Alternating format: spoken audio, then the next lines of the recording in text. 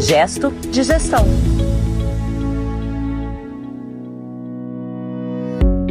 Olá, bem-vinda, bem-vindo ao Gesto de Gestão, o podcast da Administração de Escritórios de Advocacia. Eu sou Alexandre Lupe e essa é uma iniciativa do André Porto Alegre, jornalista especialista em gestão legal. Olá, André, tudo bem com você? E aí, vamos falar sobre o que hoje, André? Olá, Lupe, tudo bem? O Gesto de Gestão de hoje é sobre captação de clientes por escritórios de advocacia. Uma atividade, Lupe, que eu posso te assegurar que invariavelmente tira o sono dos gestores legais responsáveis pelas sociedades de advogados. Bom, então vamos falar sobre venda dos serviços. Sim, Lupe, nós vamos falar sobre vendas de serviços advocatícios, sobre os mecanismos comerciais conhecidos, os mecanismos mais aplicados e, principalmente, os mais eficientes para escritórios de advocacia. De cada 10 sociedades de advogados que eu atendo e que eu conheço, 10 me perguntam como aumentar sua performance comercial, como conquistar novos clientes e como estimular as equipes, principalmente os advogados, a conquistar novos clientes. A primeira consideração, ou como a gente gosta de dizer, né, Lupe, o primeiro gesto de gestão desse episódio, ele diz respeito exatamente a esse último aspecto que eu listei, o como estimular a equipe de advogados a captarem novos clientes. Vamos definir que não é atribuição dos advogados júniores, plenos e sêniores captarem clientes. Eles não foram contratados para isso. Essa competência, possivelmente, não fez parte das avaliações que orientaram a contratação. Por isso parece um auto-engano exigir que as equipes de advogados sejam responsáveis pela prospecção de novos clientes. Essa, Lupe, é uma atribuição exclusiva dos sócios. E vamos considerar, viu, Lupe, que não são todos os sócios, não, alguns. O que não significa, quando eu faço essa afirmativa e venho fazendo-a cada vez com mais frequência por conta dessa exigência que os escritórios têm que as suas equipes saiam prospectando clientes, que não existe entre os advogados, mesmo aqueles muito jovens, talentos comerciais que, quando identificados, devem ser estimulados e treinados para assumir responsabilidades comerciais que, para além do direito, né? Mas vamos considerar, não é uma atribuição e nos processos de contratação, nos processos de atração de novos talentos, dificilmente o aspecto comercial ele é avaliado. É o que você costuma dizer, né, André? Advogado gosta mais do direito do que do negócio, né?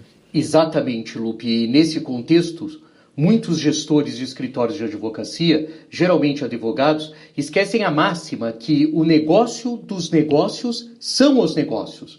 Portanto, precisamos considerar superada a ideia que o sucesso comercial se dá pela excelência dos serviços advocatícios.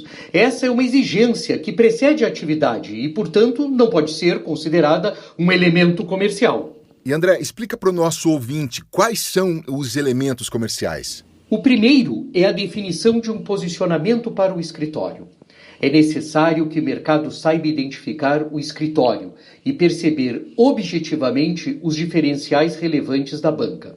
Sem isso, há uma tendência, Lupe, à comoditização da advocacia, que é o fato de todos parecerem muito a mesma coisa e, quando isso ocorre, o único diferencial passa a ser o preço, o que provoca uma canibalização da atividade, ou seja, um processo de autodestruição da atividade em consequência de uma guerra de preço, que só favorece o contratante e não os escritórios. Para a definição do posicionamento, o escritório precisa fazer escolhas sobre qual será o foco de atuação, algo que em gestão legal chamamos de trade-off. Ou seja, abrir mão de algumas atividades e atuações que não agregam e que desviam, na realidade, a atenção comercial. Advogados, Lupe, têm muita dificuldade em fazer escolhas sobre com o que querem trabalhar, como se pudessem realmente dar conta de tudo. Isso também dificulta os aspectos comerciais, porque não cria uma identidade para o escritório, uma identidade sobre uma competência.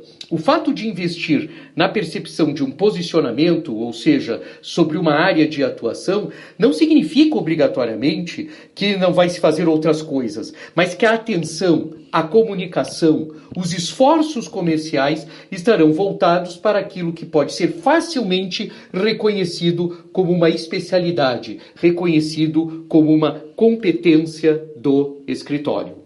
Mas nesse aspecto, André, como se portam os escritórios sabidamente full services para conquistarem clientes?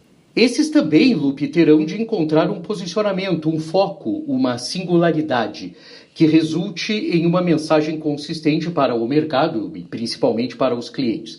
É claro que há bancas no Brasil absolutamente consolidadas como full services, escritórios grandes, com grandes clientes, mesmo esses, quando analisados de perto, possuem sócios em determinadas áreas de atuação que se portam como centros de custos e que gerenciam suas receitas e despesas e principalmente assumem uma personalidade comercial própria. Não necessariamente contrária à filosofia do escritório como um todo, mas suficientemente autônoma para atrair novos clientes, independentemente da direção central, do escritório como um todo. Observe, Lupe, que nesse caso, mesmo inserido dentro de uma estrutura full service, os sócios e equipes atuam com pequenos escritórios especializados dentro da organização, o que reforça a ideia da importância do posicionamento para o sucesso comercial. Como se fosse um shopping center, né, André? Uma estrutura maior, composta por estruturas menores, cada um vendendo uma coisa diferente, né? Muito boa comparação. Sim, como se fosse um shopping center. Nos Estados Unidos, essa configuração de escritórios de advocacia é muito comum. Uma total e completa autonomia entre os sócios que se utilizam de recursos comerciais diferentes para a atração de clientes. No Brasil, isso existe, mas não é tão explícito. A prova disso é o fato de consagrados escritórios full services brasileiros atenderem grandes clientes em algumas áreas de atuação do direito e não atenderem o mesmo cliente em outras áreas. Isso reforça, além do efeito shopping center que você comentou, a importância de uma abordagem comercial específica, liderada por um sócio que possivelmente tenha um posicionamento, um foco, uma singularidade e uma mensagem consistente que atrai e retém o cliente, mas que não transborda para o escritório como um todo, que não transborda, que não ultrapassa, ela não é transversal para outras áreas de atuação. André, essa questão do posicionamento me lembra uma frase que você costuma utilizar nas palestras aí que você faz pelo Brasil e que eu gostaria que fosse o gesto de gestão desse episódio, que é o desafio de vender o ovo da galinha feliz. O que é isso, André? Há serviços que são comoditizados, mas que legitimamente não querem ser percebidos como tal. É o caso da advocacia. Os serviços advocatícios podem ser facilmente considerados uma commodity. Há todos os elementos para isso, mas a concepção do mercado e o modelo de negócio dos escritórios não atuam nesse sentido. Eles atuam exatamente por sempre se diferenciarem. Portanto, vender um escritório de advocacia pode ser comparado ao desafio do granjeiro que, convencido que os ovos das suas galinhas eram iguais aos dos concorrentes, posicionou a sua granja como a que vendia ovos de galinhas felizes. Os ovos continuaram os mesmos, mas ao posicionar o seu produto, os ovos, como sendo de galinhas felizes, criou um diferencial relevante, capaz de atrair uma clientela que considerou fundamental, a partir daquele momento, só comer ovos de galinhas felizes. É o que chamamos de gerenciamento de percepção, fundamental para o sucesso não só do granjeiro, que é um ator desse nosso exemplo, como e principalmente para escritórios de advocacia.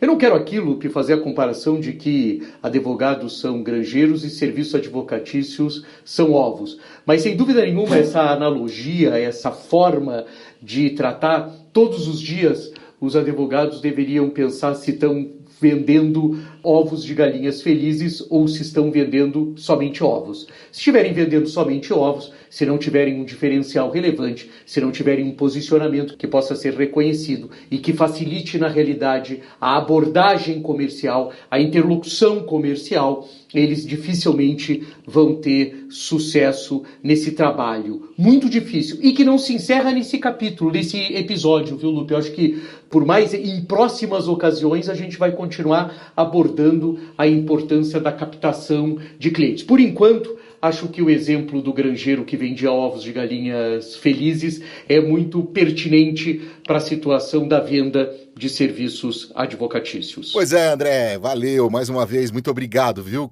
É com as galinhas felizes que terminamos esse episódio. Eu sou o Alexandre Lupe e esse é o Gesto de Gestão, o podcast sobre administração de escritórios de advocacia. Uma iniciativa do jornalista André Porto Alegre, especialista em gestão legal, com produção da Compasso Colab. Até o próximo episódio. Gesto de Gestão.